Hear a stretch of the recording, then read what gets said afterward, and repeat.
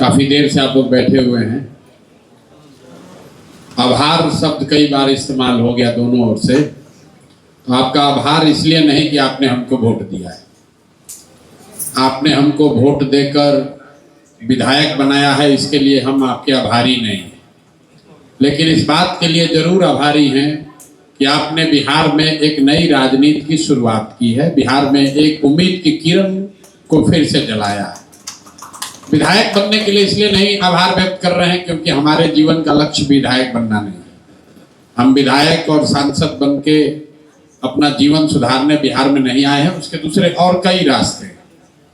अब बिहार में जिस प्रयास में हम लोग लगे हुए हैं उस प्रयास को आपने बल दिया है, उसमें आपने हौसला अफजाई की है अपने वोट से, और बिहार में एक नई उम्मीद की किरण जगी है। उसके लिए निश्चित तौर पर आपका आभार व्यक्त करना ही है, इसलिए आज आए हैं और दिल से आपका आभार व्यक्त कर रहे हैं। समस्याएं आपने लिखवाई, आप देख रहे हैं यहाँ ज्यादातर लोग तो पढ़े लिखे सक्षम लोग हैं, फिर भी आप जो समस्या बता रहे हैं करीब करीब वही समस्या लोग स्लम में भी बता रहे हैं जो यहाँ पर पढ़ा लिखा सभ्य समाज बता रहा है। आप भी नाली गली से परेशान हैं, आप भी ट्रैफिक से परेशान हैं, आप भी सूखा नशे से परेशान हैं, आपके यहाँ भी चोरी भ्रष्टाचार हो रहा है। मोटे तौर पर किसी भी वार्ड में, ये मेरा 4 वार्ड अब खाली बाकी है, मैंने ये तय किया था कि अगस्त का जो महीना है काम शुरू करने से पहले एक बार जीतने के बाद जाकर लोगों से घंटा 2 घंटा बैठकर सुनेंगे कि लोग क्या कह रहे हैं।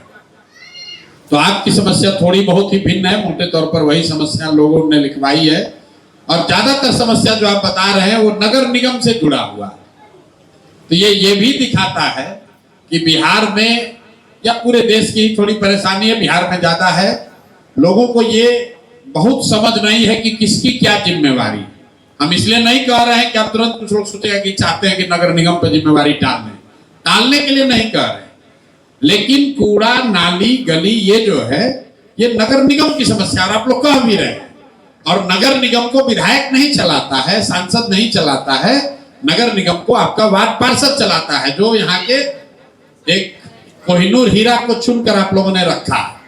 तो अगली बार जब मौका मिले तो घर का गली का कूड़ा साफ हो, उसके लिए जरूरी है कि उनको भी साफ कीजिए। लेकिन जैसा कि मैंने आपको पहले कहा कि जो व्यवस्था देश में है उसी पे काम करना है। तो मैं विधायक के तौर पर, आपके प्रतिनिधि के तौर पर यह नहीं कह सकता हूं कि भैया हमारा काम सिर्फ विधानसभा में जाना है। बहुत सारे लोग उत्साह में बात भी कहते हैं कि विधानसभा में जाकर मेरा आवाज उठाइए। उनको यह भी नहीं पता है कि बिहार में विधानसभा चलता ही 10 दिन है। अब अभी बंद है, नवंबर में चलेगा, 4 दिन खुलेगा, वो भी 1 दिन नहीं चलेगा। लेकिन प्रतिनिधि के तौर पर हमको मैं आपकी भावना समझ रहा हूं आवाज उठाने के लिए। उसके लिए जरूरी नहीं है कि हम उस बिल्डिंग में अंदर जाकर आवाज उठाएं। हम कैसे आपकी मदद कर सकते हैं, जो आपने समस्या बताई है उसका समाधान कैसे करेंगे, जो वादा किया है उस पर दूसरों से अलग कैसे उस पर अमल करेंगे, उस पर आए। उससे पहले मैं आपको ये बताना चाह रहा हूं कि आपने जो वोट दिया उसका असर क्या है। एक सज्जन ने उस बात को धीरे कुछ अन्य शब्दों में उठाया है। हमने कहा था कि अगर आप वोट देंगे, मेरा सबसे पहला मुद्दा था कि अगर आप वोट देंगे तो बिहार में नेतृत्व बदलेगा, कोई अच्छा आदमी सम्राट चौधरी की जगह बनेगा मुख्यमंत्री। अभी नेतृत्व तो नहीं बदला है, लेकिन नेतृत्व के बदलने की सुगबुगाहट आपको सुनाई दे रही होगी। लेकिन महत्वपूर्ण यह है कि आपके वोट से वही सरकार, वही व्यवस्था, वही नेतृत्व, वही सम्राट चौधरी, लेकिन उसका चरित्र जरूर बदला। झूठा ही सही, दिखावे के लिए ही सही। जिस दिन से बांकीपुर का रिजल्ट आया है, आपने बिहार में इनकाउंटर, हाफ इनकाउंटर, गमछा देखकर गोली मारो, जाति देखकर गोली मारो, ये चर्चा आपने सम्राट चौधरी के मुंह से नहीं सुना होगा। आप लोग तो पढ़े लिखे लोग हैं, आपके अखबार पेपर आता है। तो बांकीपुर का रिजल्ट आया है, हमने काम शुरू नहीं किया है, हम तो अभी 2 दिन पहले शपथ लिए, और जैसा कि मैंने आपको बताया अभी तो वार्ड में घूम ही रहे हैं। लेकिन जिस दिन से परिणाम आया है उस दिन से आज तक समाचार पत्रों में सिर्फ इसकी चर्चा है कि बिहार में भाजपा की एनडीए की सरकार 25 लाख लोगों को रोजगार देगी, यहाँ के सरकारी विद्यालय 11 बजे रात तक चलेंगे।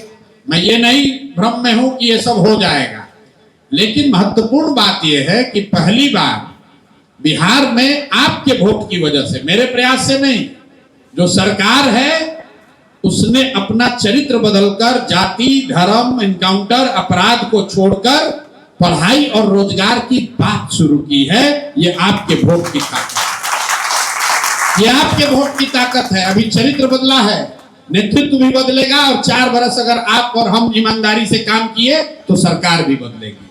लेकिन मेरे भाई, चरित्र बदलना शुरू हुआ निश्चित तौर पर। जिस दिन से परिणाम आया है उसके बाद से किसी भी गरीब के झोपड़े पर बांकीपुर में बुलडोजर जेसीबी नहीं चला है। आपने नोटिस की बात की, किसी ने क्या 24 घंटे का नोटिस दिया है, वो अलग कहानी।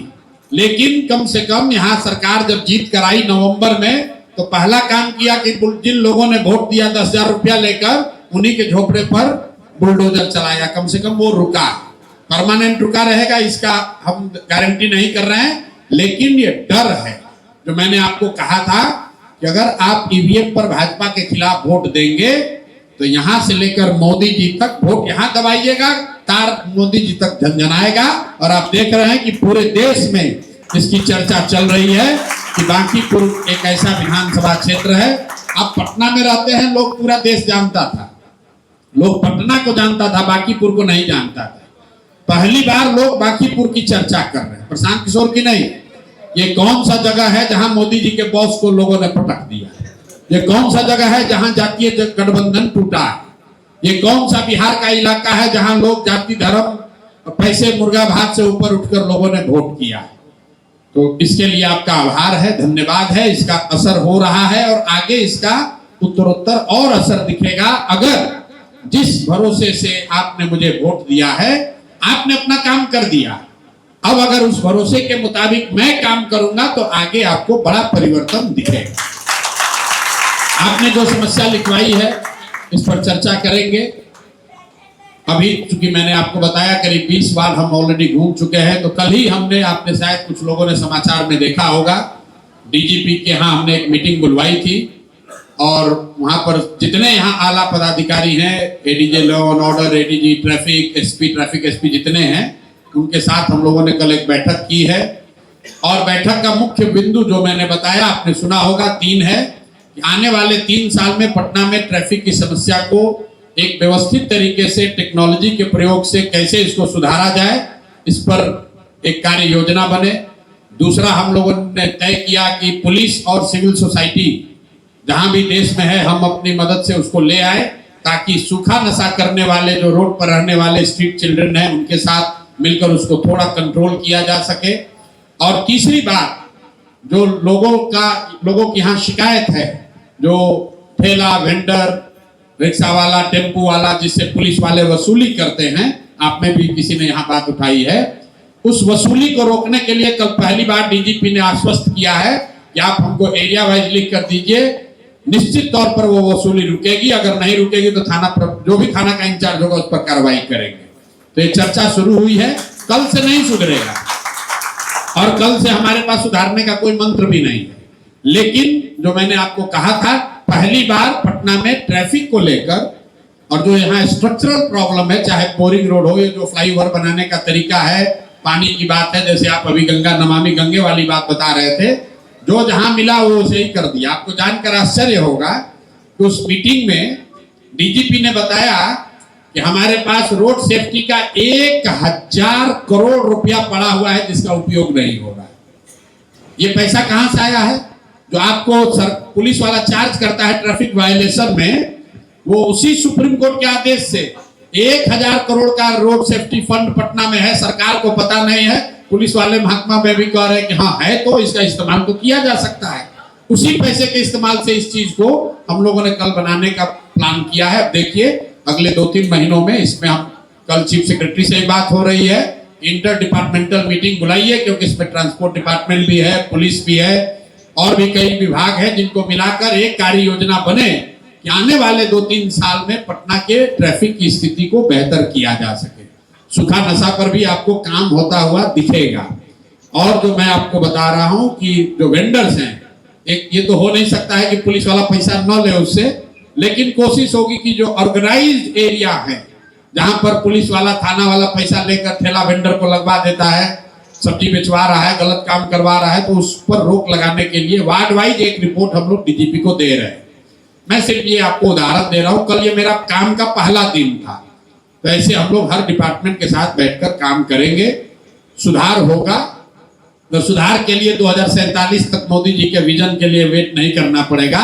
अगले 3 महीने में आपको कुछ ना कुछ सुधार दिखना शुरू होगा।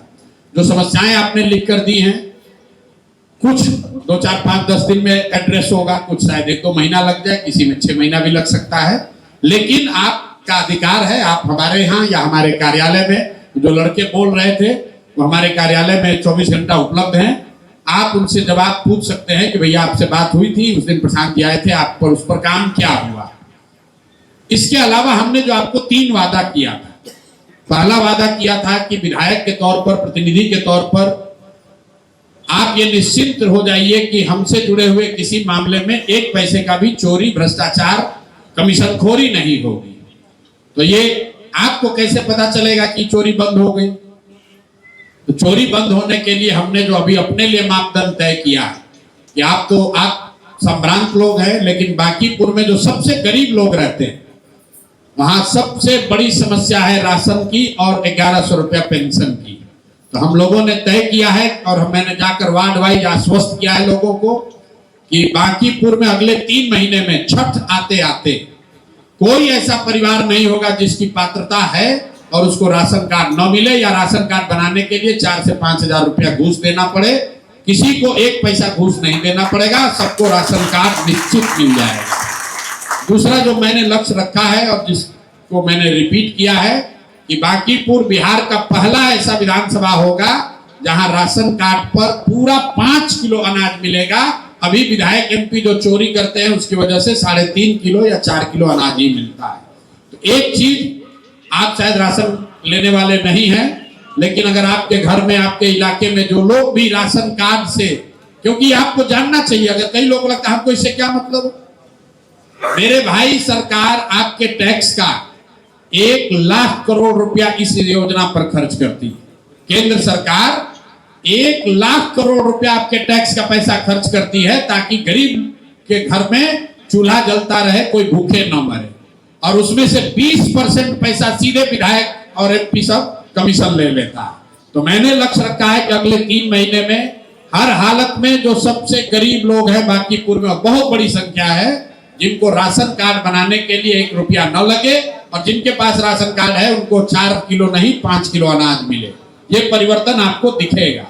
दूसरा बात जो हम लोगों ने तय किया है कि 60 वर्ष से ज्यादा उम्र के जो लोग गरीब लोग हैं, बिहार सरकार की योजना है, पहले 400 रुपया देते थे, अभी उनको तय किया गया है 1100 रुपया देने का।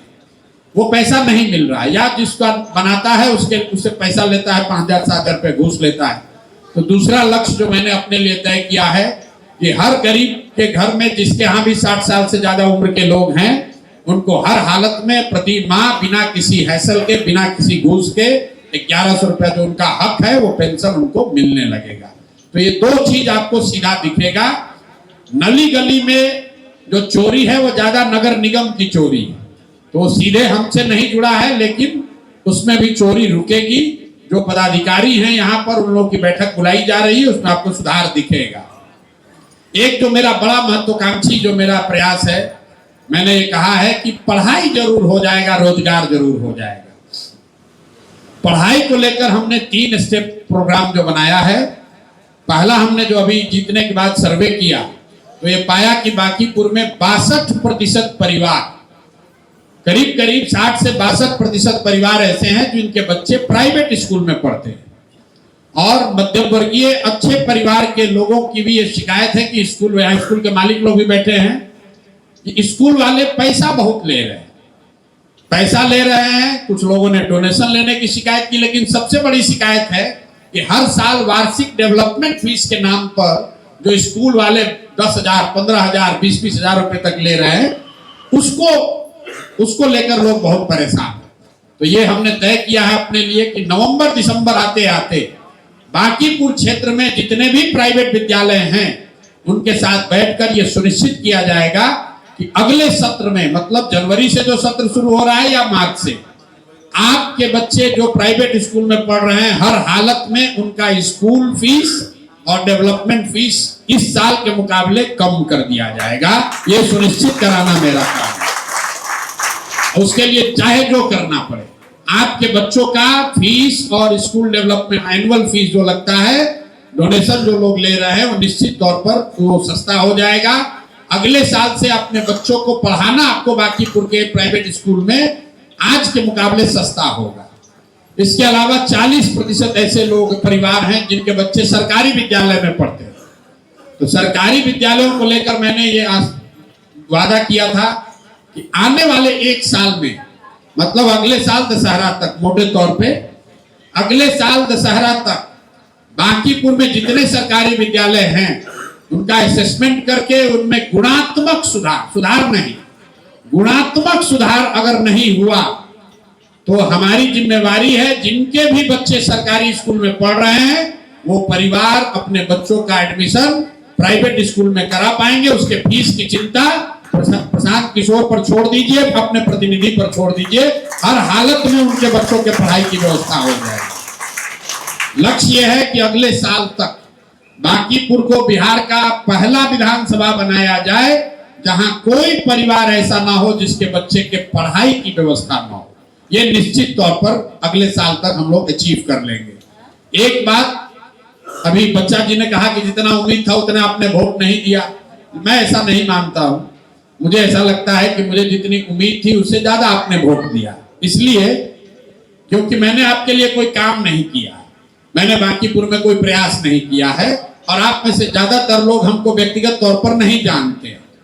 सब लोग मोबाइल पर ही देखा है, भाषण सुना है और एक विश्वास के आधार पर आपने वोट दे दिया।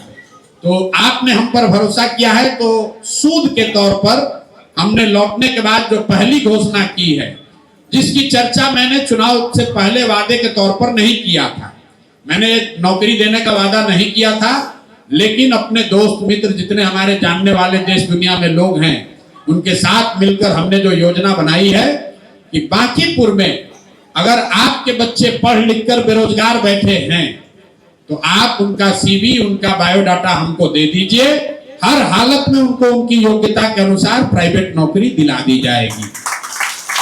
ये देश में पहला ऐसा प्रयास है जहां एक विधानसभा के स्तर पर प्रतिनिधि के द्वारा ये वादा किया गया है कि कम से कम 10,000 परिवार से एक पढ़े लिखे बेरोजगारों को हम लोग जरूर नौकरी दिलवा देंगे। नौकरी सरकारी नहीं होगी क्योंकि सरकार भाजपा की है, प्राइवेट नौकरी होगी लेकिन योग्यता के अनुसार होगी। ऐसा नहीं है कि आपका लड़का कंप्यूटर इंजीनियर है और उसको हम SIS में कहेंगे कि जाके गार्ड हो जाओ। कुछ लोग ये भी यूट्यूब पे चला रहे हैं। भाजपा वाले लोग बेचारे बहुत परेशान हैं, कह रहे अरे भैया तो नौकरी का कंसल्टिंग कंपनी खोल दी है। किसी ने अच्छा जवाब दिया, कह रहे भाई तुम ही खोल दो, तुम ही कमीशन लेके नौकरी दिलवाओ, लेकिन दिलवाओ तो सही भाई।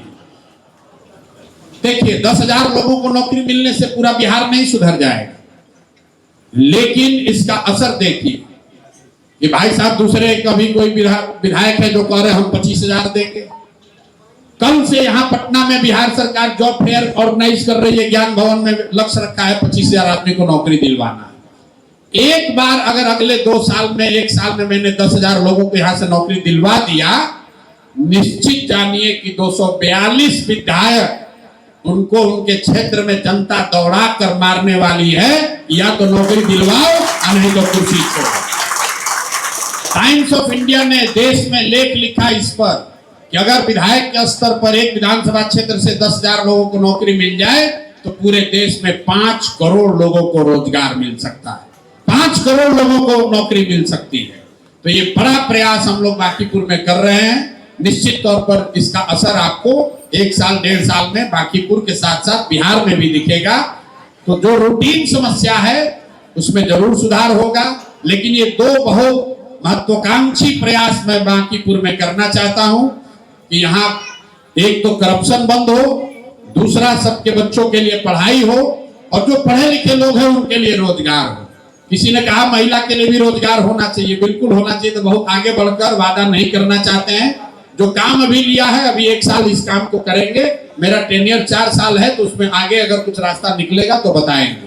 अभी झूठा वादा नहीं करना चाहते, लेकिन इतना काम जरूर कर देंगे। इसके साथ एक और वादा किया है कि जो वादा आपको कर रहे हैं नौकरी को लेकर, पढ़ाई को लेकर, सफाई को लेकर, अगर ये नहीं कर पाए तो आगे आपसे वोट मांगने नहीं आएंगे, फिर कभी चुनाव लड़ने नहीं आएंगे। ये नहीं कहेंगे कि अरे हमारे हाथ में नहीं था, भाजपा का सरकार था, नगर निगम था, क्या करें नहीं हुआ, इसलिए एक बार और मौका दे दीजिए। या तो अगले 2 साल 3 साल में ये काम करके दिखाएंगे, और नहीं तो आपसे जीवन में कभी वोट मांगने नहीं आएंगे। निर्णय आपको करना है। एक काम जो हमने डंकी के चोट पर कहा है जो नहीं करेंगे, आपने सुना होगा, उसकी चर्चा भी हो रही है। हमने ये कहा है कि आप हमसे ये अपेक्षा मत रखिए कि आपके बच्चे के जन्मदिन में, मुजुट्ठी में, छठी में, तिलक में, शादी में, मरनी में, जीनी में हम आपके घर आएंगे, ये आप हमसे अपेक्षा मत रखिए। ऐसा नहीं है कि हम किसी के घर नहीं जाना चाहते हैं या नहीं जा सकते, जा सकते हैं, लेकिन मैं बिहार में इस चीज को बदलना चाहता हूं। जैसे चुनाव से पहले आपसे आग्रह किया कि आप जाति, धर्म, दल, नेता को छोड़कर अच्छे आदमी को जिताइए, उसी तरीके से आपको ये समझने की जरूरत है कि प्रतिनिधि का काम आपके घर में आकर केक खाना, पूरी बुनिया खाना नहीं है। बिहार में इसी को लोगों ने प्रतिनिधि की योग्यता का पैरामीटर बना दिया। कहता है काम तो नहीं करते हैं, लेकिन सबके घरे घर उपलब्ध रहते हैं, शादी ब्याह न्योता हकारी करते हैं। तो प्रतिनिधि भी जो है वो सुबह से लेकर शाम तक 45 को 40 को न्योता हकारी ही करता है।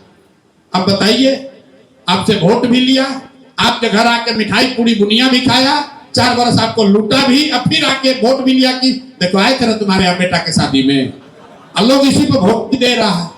तो बांकीपुर में आपने एक अच्छा काम किया है वोट देकर, तो इस चीज पे भी आप सुधार कीजिए ताकि लोग समझे कि प्रतिनिधि का काम आपके बेटे के जन्मदिन में आना नहीं है, आपके बेटे के लिए पढ़ाई हो वो व्यवस्था बनाना है। आपने प्रतिनिधि इसलिए चुना है कि आपके इलाके की स्थिति सुधरे, वहां सफाई हो, वहां पर सड़क हो, नाली गली हो, आपके बच्चों के लिए पढ़ाई हो, उसके लिए रोजगार हो।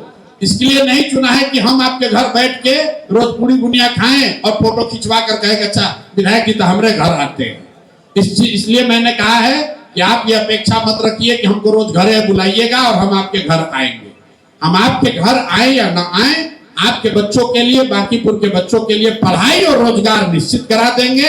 और किसी भी अफसर का यहाँ हिम्मत नहीं पड़ेगा कि साल भर के बाद, साल भर का समय दीजिए, लोग अपने आप चोरी करना बंद करेंगे। मैंने कहा है कि अगली बार से सब पूरे बांकीपुर को ये मैंने आग्रह किया है कि जब आप किसी काम की शिकायत करते हैं, जैसे आपने किया, उसके साथ साथ हमको उस अफसर का नाम भी लिख कर दीजिए, नंबर, जिसने काम नहीं किया। उसका बड़ा फायदा है। काम तो हम आपका कराएंगे ही, उस अफसर का भी क्लास लगाएंगे ताकि आगे से अफसर में डर हो कि बांकीपुर की जनता ने अगर फोन किया है, बांकीपुर की जनता का काम है, नहीं करेंगे तो काम तो करना ही पड़ेगा, हमारी नौकरी पर भी आफत आ सकता है। इस चीज को करने से भी सुधार होगा। जो भी आप समस्या बता रहे हैं, कोई ऐसी समस्या नहीं है जिसके लिए सरकार ने व्यवस्था नहीं बनाई है। कार्यपालक अभियंता है, सड़क का, बिजली का, पानी का, सफाई का, सबका अधिकारी है, वो काम नहीं करता।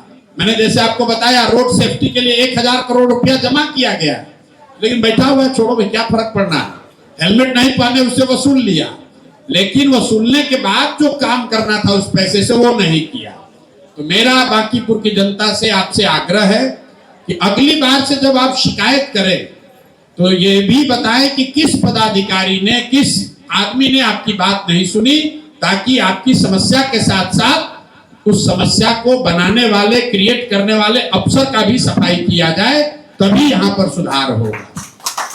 अब आपसे अंतिम बात ये कह रहे हैं, आपने अपना काम कर दिया, अब ज्यादा आप उद्वेलित मत होइए, इत्मीनान से जाइए, घर पर बैठिए, काम जो जीवन चल रहा है चलाइए। आपने अपना कठिन काम कर दिया, आपने जातियों में बंटकर वोट नहीं दिया, आप हिंदू मुसलमान नहीं बने, आप पैसे पर वोट नहीं बेचे, आपने अपना काम कर दिया। अब 4 बरस हमको काम करने दीजिए, आपको निश्चित तौर पर सुधार दिखेगा, और सुधार 3 महीने में दिखेगा, 3 महीने से ज्यादा नहीं, 3 महीने से ही आपको सुधार दिखने लगेगा। यहाँ काम करने के तरीके में, जो अधिकारी पदाधिकारी है उसके रिस्पॉन्स के तरीके में, योजना के तरीके में आपको फर्क दिखेगा। विधायक की जो क्षमता है उससे आगे बढ़कर भी जो करना होगा वो किया जाएगा, आप चिंता न करें। आपने मुझे सिर्फ विधायक नहीं बनाया है, एक उम्मीद से एक जगह पर बैठाया है। लोग बता रहे भैया नहीं, हम तो आपको बिहार सुधारते हुए देखना चाहते हैं। जो आदमी जिसको कोई लेना देना नहीं बांकीपुर से, हम मधुबनी से आ रहे हैं, कल लखीसराय में थे, लोग यही कह रहे भैया हम लोग आपको देख रहे हैं। वो हमको नहीं देख रहा है, वो बांकीपुर में हम क्या कुछ कर पाते हैं इसको देख रहा है। तो ये बड़ी जिम्मेवारी आपने कंधे पर रखी है। मेरा विश्वास है कि आपके सहयोग से इसको हम लोग करेंगे, अच्छा ही होगा, आपको घबराने की जरूरत नहीं है। एक बार बोलिए जय बिहार। और अगली बार थोड़ा ज्यादा घर से निकलकर वोट दीजिए। हमारे खिलाफ भी वोट देना है, उसके लिए भी तो निकलना तो पड़ेगा। यहाँ एयर कॉलेज में वोट देने नहीं निकलते हैं लोग। 18 को 20 को बूथ है, 25% वोटिंग हुआ, तो वोट देने जरूर निकलिए, तभी सुधार होगा। बहुत बहुत धन्यवाद।